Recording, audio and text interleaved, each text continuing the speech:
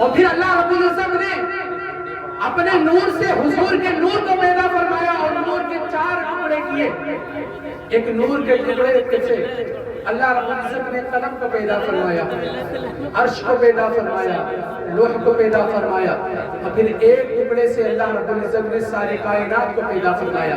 مفسرین فرماتے ہیں کہ یہ نور نبی اللہ تبارک و تعالیٰ کی بارگاہ میں رہا, مقام خاص میں رہا, اور کئی ہزار سال تک یہ نور نبی اللہ کی عبادت کرتا رہا, اللہ کی عبادت کرتا رہا. اور ایک روایت کے مطابق یہ نور نبی کو اللہ رب العزت نے جب پیدا فرمایا تو پھر یہ نور نبی اللہ رب العزت کی عبادت کرتا رہا, اور 70,000 سال تک یہ نور نبی رکوع کرتا رہا, اور 70,000 سال تک یہ نور نبی سجدہ کرتا رہا, اور 70,000 سال تک یہ نور نبی قاعدے میں بیٹھا رہا.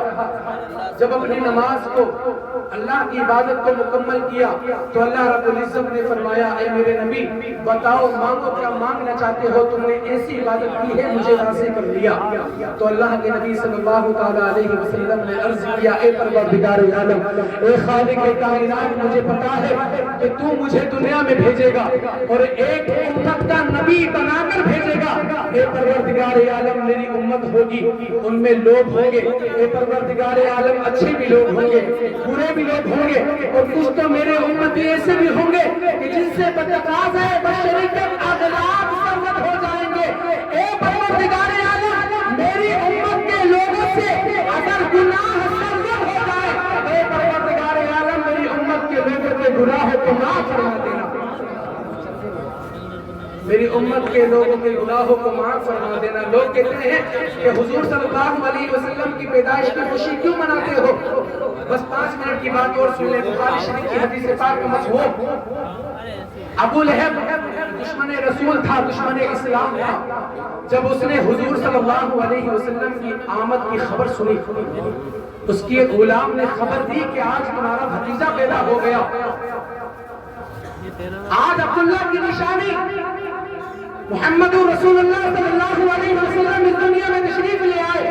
تو اتنا خوش ہوا کہ انگلی کے اشارے سے اس نے اپنی غلام کو آزاد کر دیا. بخاری شریف کی حدیث پاک کا مفہوم کہ حضور کا میلاد منانے سے کیا ملتا ہے, حضور کی پیدائش کی خوشی منانے سے کیا ملتا ہے, جلوس نکالنے سے کیا ملتا ہے. ذرا سنیں, حضور صلی اللہ علیہ وسلم کی میلاد پر اپنے مال کو خرچ کرے تو کیا ملتا ہے.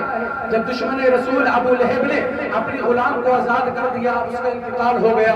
انتقال ہونے کے بعد کسی نے اسے خواب میں دیکھا اور کہا, بتا, دریافت کیا, بتا, ابو لہب ساری زندگی حضور کا دشمن بنا رہا, ساری زندگی اسلام کا دشمن بنا رہا, بتا میرے ساتھ کیا معاملہ ہوا. تو کہنے لگا, میں عذاب الہی میں گرفتار ہوں, عذاب الہی میں گرفتار ہوں, لیکن جب پیر کا دن آتا ہے تو میری انگلی سے پانی کا چشمہ جاری ہو جاتا ہے.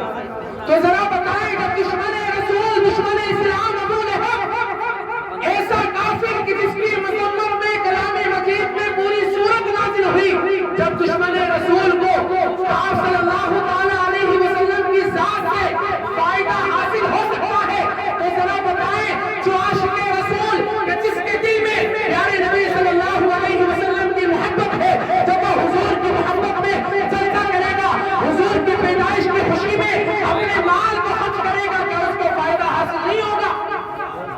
ضرور فائدہ حاصل ہوگا. لیکن یہ میلاد کی خوشی منانا یہ عاشق رسول کی قسمت میں لکھا ہے, دشمن رسول کی قسمت میں نہیں لکھا. لوگ کہتے ہیں جھنڈے کیوں لگاتے ہو اپنے گھروں پر؟ جھنڈے لگانے کا ثبوت بھی بتاؤں. حضرت آمنہ رضی اللہ تعالی عنہ بیان کرتی ہیں کہ جب حضور صلی اللہ علیہ وسلم پیدا ہو رہے تھے تو میں نے دیکھا, ایک شخص کو دیکھا, ایک نورانی شکل والے کو دیکھا کہ جس کے ہاتھ میں 3 جھنڈے تھے. کتنے جھنڈے تھے؟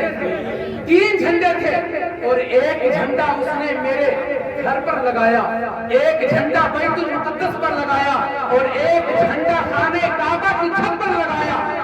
ذرا بتائیں کہ جھنڈے لگانا کہاں سے ثابت ہے؟ جھنڈے لگانا کس کی سنت ہے؟ جھنڈے لگانا حضرت جبرائیل علیہ السلام کا طریقہ ہے. لوگ کہتے ہیں جلوس کیوں نکالتے ہو، جلوس کی کیا دلیل ہے؟ سب سے پہلے ایک بات سنیں، جو عاشق رسول ہوتا ہے اسے دلیل کی ضرورت نہیں ہوتی. جو محبت رسول جس کے دل میں کوٹ کوٹ کر بسی ہے تو اسے دلیل کی ضرورت نہیں ہوتی. لیکن اگر دلیل بھی مانتے ہو، کہتے ہیں جلوس محمدی نکالنا کہاں سے ثابت ہے، تو سنیں حضرت درید اسلمی جو حضور صلی اللہ علیہ وسلم کے صحابی ہیں